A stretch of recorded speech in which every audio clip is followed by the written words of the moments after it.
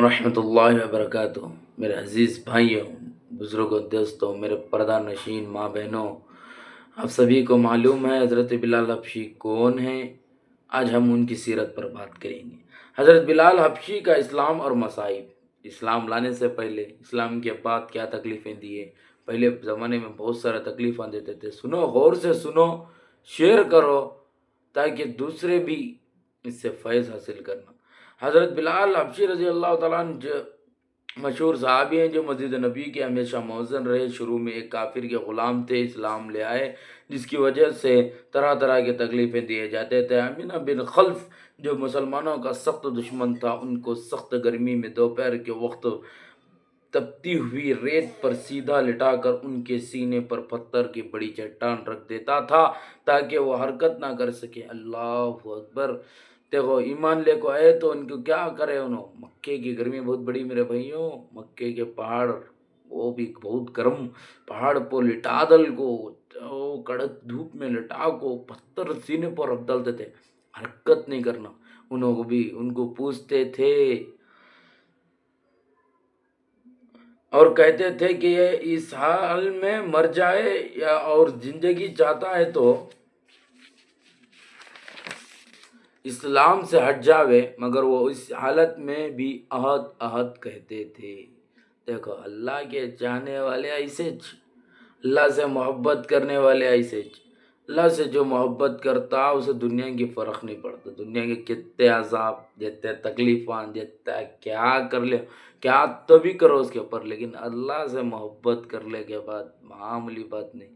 انہوں کتنا تکلیفاں دی، تم نے کیا بولا تھا؟ بولو احد، اللہ ایک ہے، اللہ ایک ہے، اللہ ایک ہے۔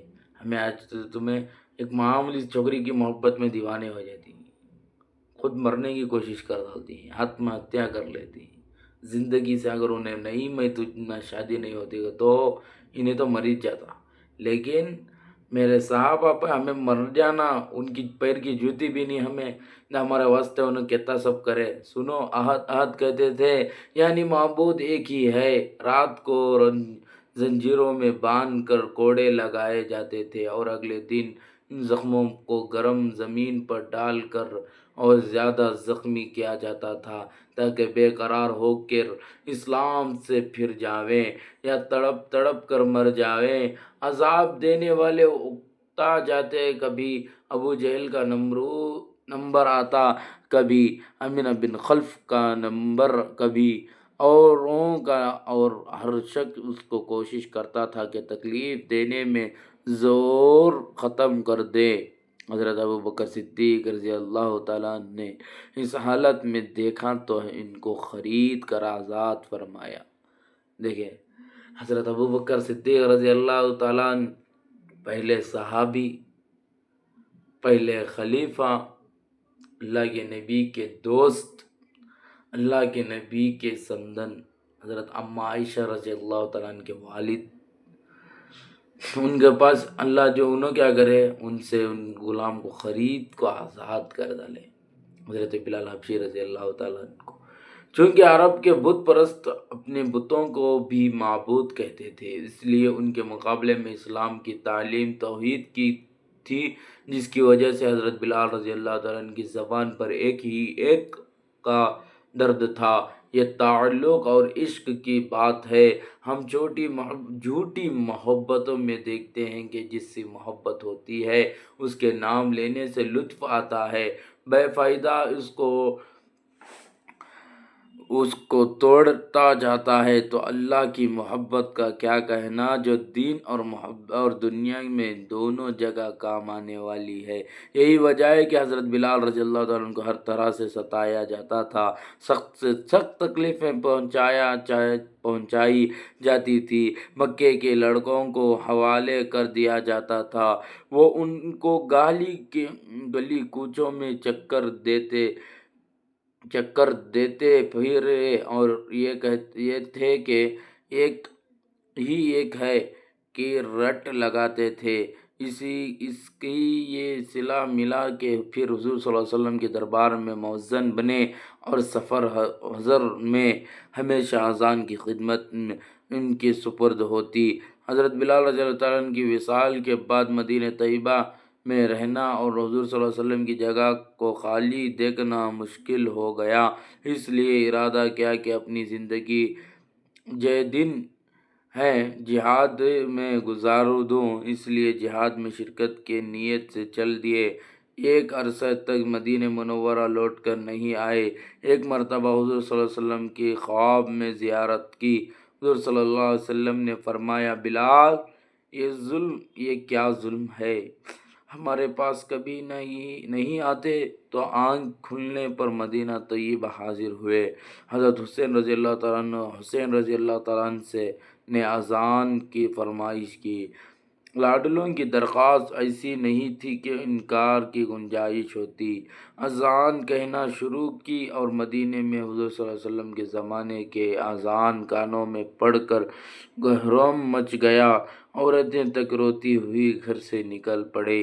چند روز قیام کے بعد واپس ہوئے اور 20 ہجری کے قریب دشق میں وصال ہوا۔ معمولی بات نہیں۔ حضرت بلال حبشی رضی اللہ تعالیٰ عنہ بہت بڑے قربانیاں دی ہمارے واسطے، آج ہمیں نہیں دے سکتے۔ اللہ کے نبی کی محبت، اللہ کی محبت، جب اللہ کے نبی دنیا سے وصال ہو گئے تو ایسا تھا کہ اللہ کے نبی کی بیٹھنے کی جگہ ان کو محسوس ہوتی تھی، اللہ کے نبی کی باتیں ان کو محسوس ہوتی تھی۔ اسی وجہ سے انہوں نے اگر یہ چھوڑ کو میں جنگ میں چلے آتا ہوں، جہاد میں رہتا ہوں، شرکت کریں گے اگر وہ چلے، لیکن اللہ کے نبی میرے اور آپ کے آقا جناب محمد رسول اللہ صلی اللہ علیہ وسلم ان کے خواب میں آقا کیا بولے، اے بلال، ہم نہ بھول گئے تم آ رہے نہیں مدینے کو۔ تو وہ اس کے دوسرے دن انہوں آئے۔ حضرت حسین رضی اللہ تعالیٰ عنہ کی درخواست کی وجہ سے اذان دینے کے بعد جب انہوں گئے 20 ہجری میں کہ ان کا وفات ہو گیا، انہوں بہت سارے ظلم سے آج ہمیں نہیں سہ سکتے، اور بھی انشاءاللہ میرے صحابہ کے تذکرے، میرے نبی کی زندگی، ہر ایک چیز، اولیاء کرام، اولیوں کی زندگی، حضرت شیخ عبد القادر جیلانی رحمۃ اللہ علیہ، حضرت خواجہ چشتی معین الدین چشتی رحمۃ اللہ علیہ، حضرت صابر کریتی رحمۃ اللہ علیہ، حضرت نظام الدین رحمۃ اللہ علیہ، حضرت فرید الدین گنج رحمۃ اللہ علیہ، بہت سارے بڑے بڑے ولیوں کا بھی ذکر کرتا ہوں۔ انشاءاللہ میرے پہلے نبی کی تذکرہ سے شروع کر کو ہوں، اور میرے نبی کی سیرت سے ہوتے ہوئے صحابہ کی سیرت پر آ رہا ہوں۔ انشاءاللہ سب کی سیرت تمہارے سامنے رکھتا ہوں، ایک نہ ایک دن تم نہ سب کو سمجھ میں آ جاتا کہ اسلام کیا چیز۔ آج یہ آنکھیں کھلے ہی ہمیں سب کچھ کر رہی، جس دن بند ہو گئے اس دن سمجھ میں نہیں آتا کہ کیا کر رہی، کیا کر دیا تمہیں۔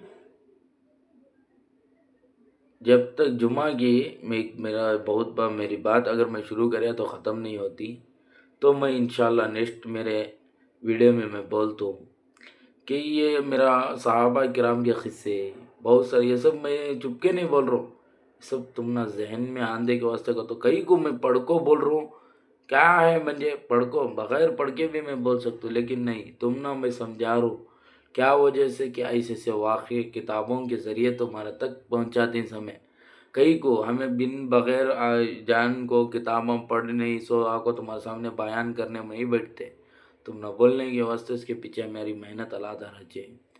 تو یہ ویڈیو کو تمہیں شیئر بھی کرنا، دوسرے بھی یہ دیکھنا، بھائی تمہیں دیکھ رہی سامنے دوسرے بھی دیکھنا، اور ان کو بھی انہوں کیا ہے میرا بیان ڈیلی انشاءاللہ ایک ایک چیز سیکھنے کو ملنا، ایک ایک چیز سیکھنے کا ارادہ کرنا، اور اللہ تبارک و تعالیٰ میرے صحابہ، میرے نبی صلی اللہ علیہ وسلم کی سیرت، میرے صحابہ کی سیرت، بزرگان دین کی سیرت تمہارے تک پہنچانے تک مجھے انشاءاللہ میں یہ ویڈیو ڈالتا ہوں، ہر ایک ویڈیو میں بناتا ہوں، تمہارے واسطے میں کرتا ہوں، تمہارا کام کیا تمہیں سامنے تک شیئر کرنا، دوسرے کو سمجھ میں آنا، دوسرے بھی میرے جپنا، انہوں بھی ایک ایک ویڈیو کو بھی ان کو ملنا، انہوں سننا، سن کو شیئر کرنا، تاکہ دوسرے بھی یہ چیز سے فیض حاصل کرنا۔ السلام علیکم ورحمۃ اللہ وبرکاتہ۔